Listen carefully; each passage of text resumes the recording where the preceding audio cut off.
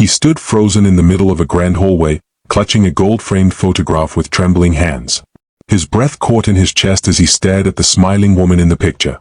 Her long dark hair, her bright eyes, her gentle, familiar face. It was his mother. But why was her picture hanging inside a billionaire's mansion? Jason's voice cracked as he lifted his eyes to the tall man standing a few feet away. "Sir, why is my mom's picture in your house?" The man's face went pale. The tray in his hands shook until a glass slipped and shattered on the marble floor. His eyes locked on the boy as if he were staring at a ghost. What did you just say?" "That's my mom," Jason whispered, holding up the photo. "Nora Miller. Why do you have this?" Silence followed. The kind that makes your heart beat so loudly you can hear it in your ears. The man's lips parted, but no words came out.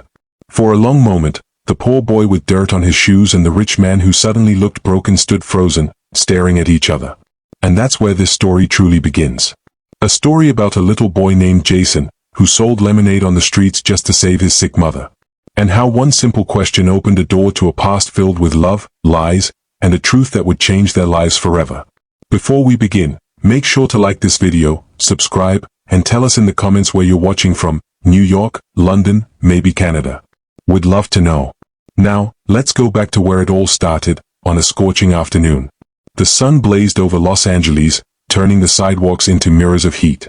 9-year-old Jason pushed his small lemonade cart down a quiet, wealthy street, his faded sneakers scraping the ground. Sweat glued his shirt to his back, and his thin arms ached from hours of pulling the heavy cart. "Fresh lemonade. $1 a cup," he called out, his voice tiny but hopeful. People walked past without even looking at him.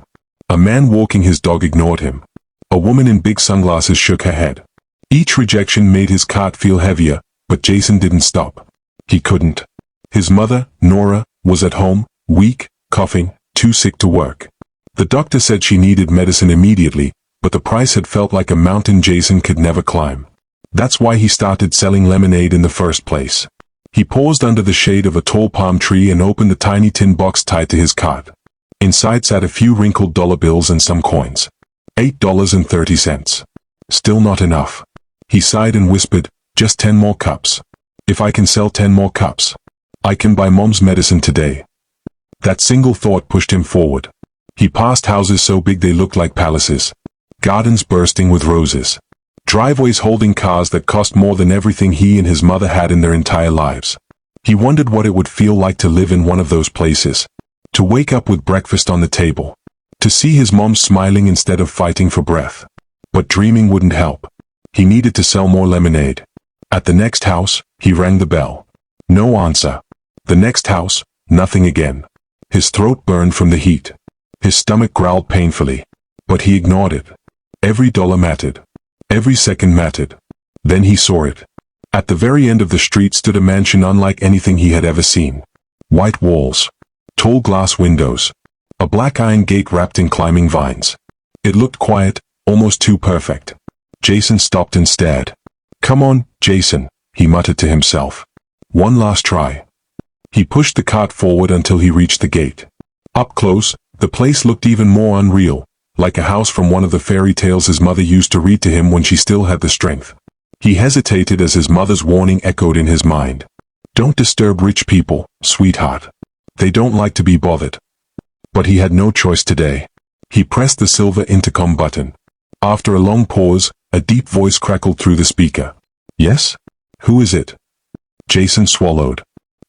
Hello, sir. My name is Jason. I'm selling lemonade. Would you like to buy some?" Silence. So long that he almost turned around to leave. Then the voice returned, slower, softer. "Wait there." Jason's heart jumped. Maybe this was the sale that would change everything. The iron gate buzzed and began to swing open. Jason froze, gripping the handle of his cart as the sound echoed down the quiet street. His chest rose and fell quickly. For a moment, he thought about running away. But Nora's voice whispered in his heart. "Be brave, Jason. Sometimes help comes from where you least expect it." A tall man appeared at the top of the stone steps, framed by the massive white doors of the mansion.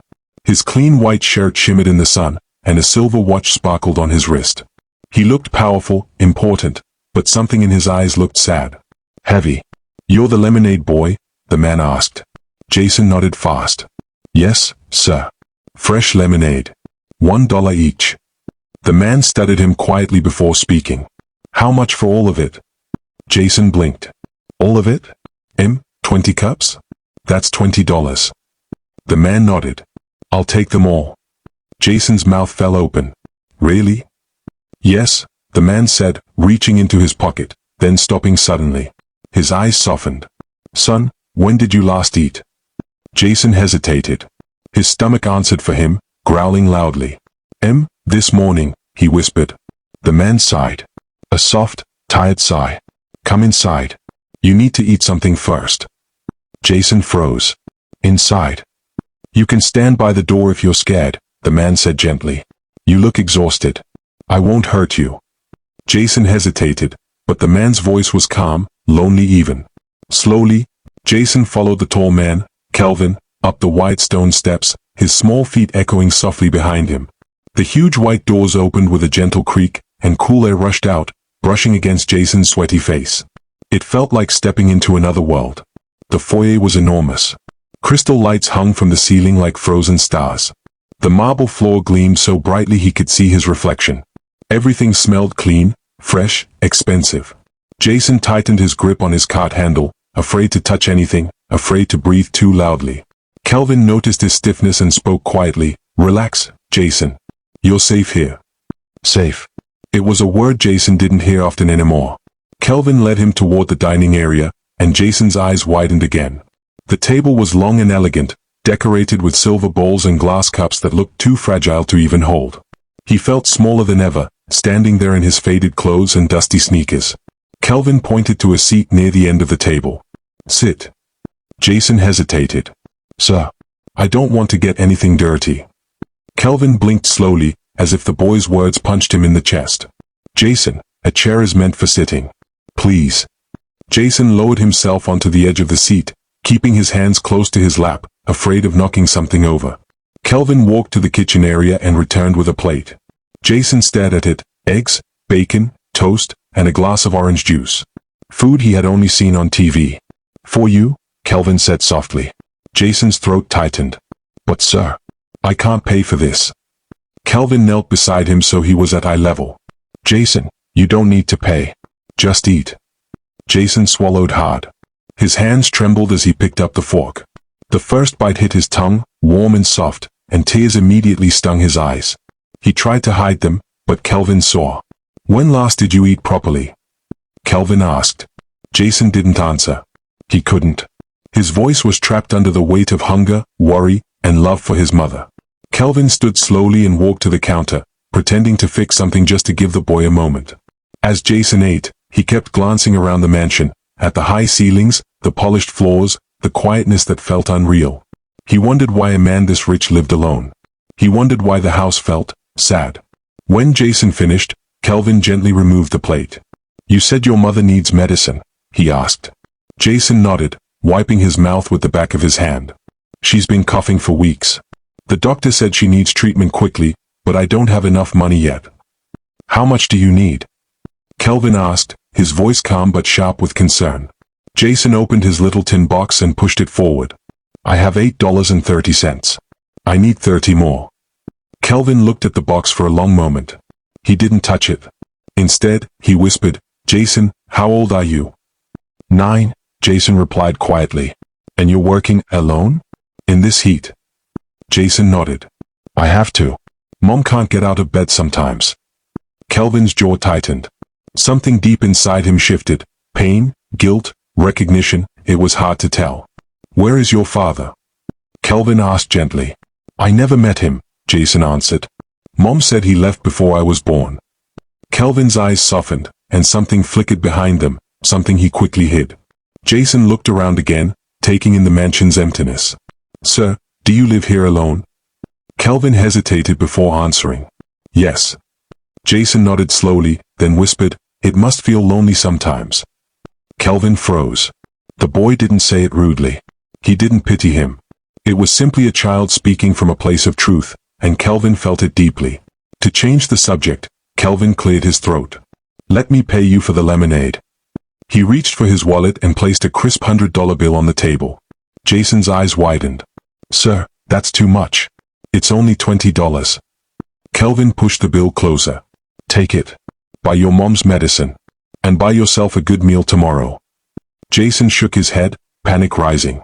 No, sir, I can't take money I didn't earn. Mom said we must never take more than what we work for. Kelvin stared at him in disbelief. A billionaire looking at a child who had more dignity than many grown adults he had known. You worked for this, Jason, Kelvin said softly. You pushed your cart in the sun. You stayed strong. You earned it. Jason's lips trembled. He picked up the bill with shaking fingers, holding it like it was made of glass. Thank you, he whispered. Mom is going to smile again. She's going to breathe better. Kelvin turned away quickly, because for a moment, his eyes burned too. When Jason stood up to leave, Kelvin walked him toward the door. Just then, something caught Jason's eye. A picture frame hanging on the wall. His steps slowed. His heart thumped. Kelvin noticed. What's wrong? Jason walked closer, almost in a trance. He reached out with trembling fingers and touched the frame. A woman smiled back at him. Long dark hair. Bright eyes. A gentle face he knew better than any other. His mother. Nora. Jason's voice cracked. Sir, why is my mom's picture in your house? Kelvin froze. The tray he was holding slipped from his fingers and crashed to the floor, glass scattering across the tiles. He stared at Jason, pale, shaken, breathing unevenly. What did you just say? Jason lifted the photograph with both hands. That's my mom. Nora Miller. Why do you have her picture? Silence fell, heavy and sharp. The kind that makes your heartbeat echo in your ears. Kelvin opened his mouth, but no words came out. His eyes trembled as they moved from Jason's face, back to the photo, and back to the boy again. For a moment, the entire mansion felt like it stopped breathing. Jason with dirt on his shoes. Kelvin with a storm in his eyes.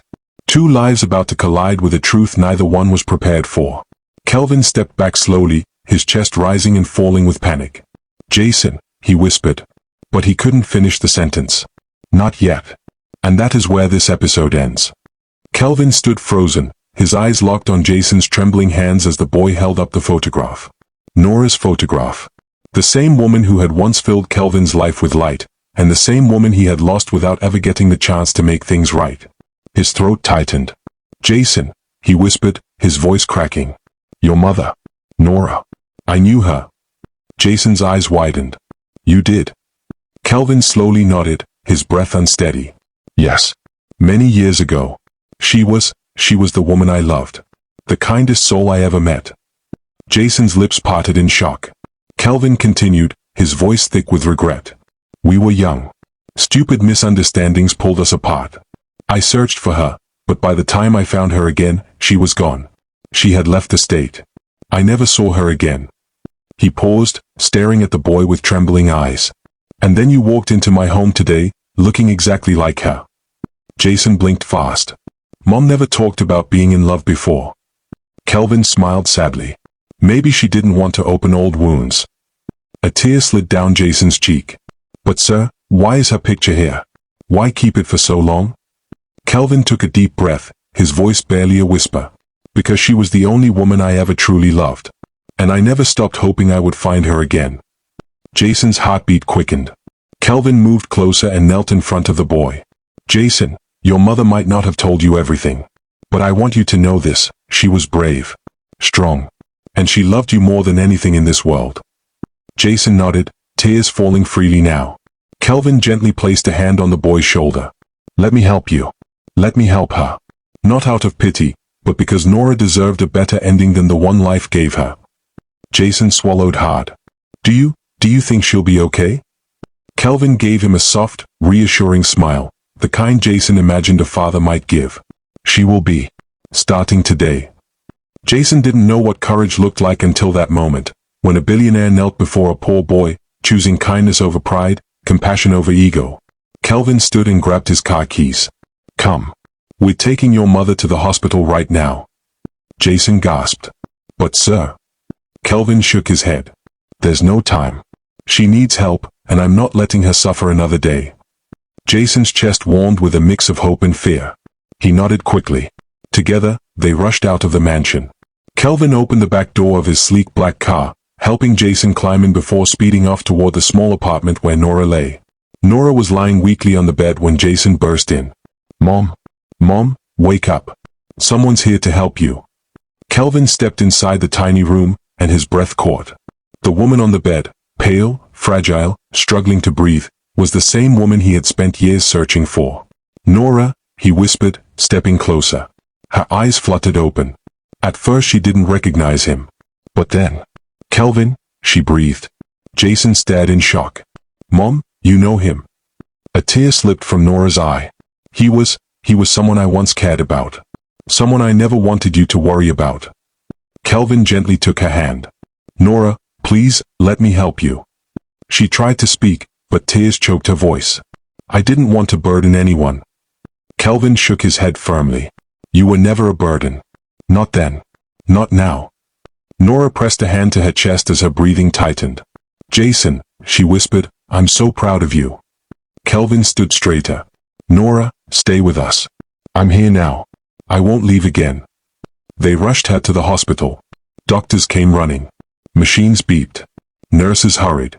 Jason held Kelvin's hand tightly as they waited in the hallway. Hours passed. Finally, the doctor approached with a gentle smile. She's stable. She'll recover. You brought her in just in time. Jason fell into Kelvin's arms, crying with relief. Kelvin held him close, his own tears falling freely. You're not alone anymore, Jason, Kelvin whispered.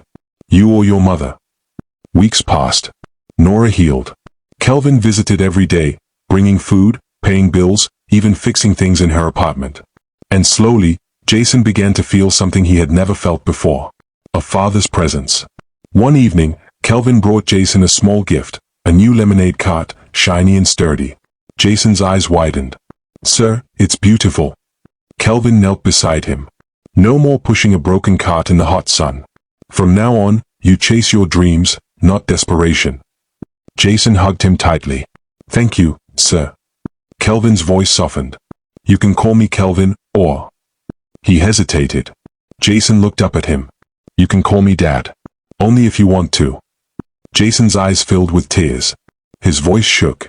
I'd like that. And for the first time in many years, Kelvin's heart felt whole. For the first time in forever, Jason felt protected. And for the first time in a long time, Nora smiled without pain. Moral of the story. Kindness can open doors that money never will. Love can heal wounds that time cannot erase. And sometimes, the people we are meant to meet are the ones fate brings to us when we least expect it. Be kind. Be patient. Help where you can. Because your small act of kindness might become someone's lifeline. Thanks for watching. Please subscribe for more interesting stories.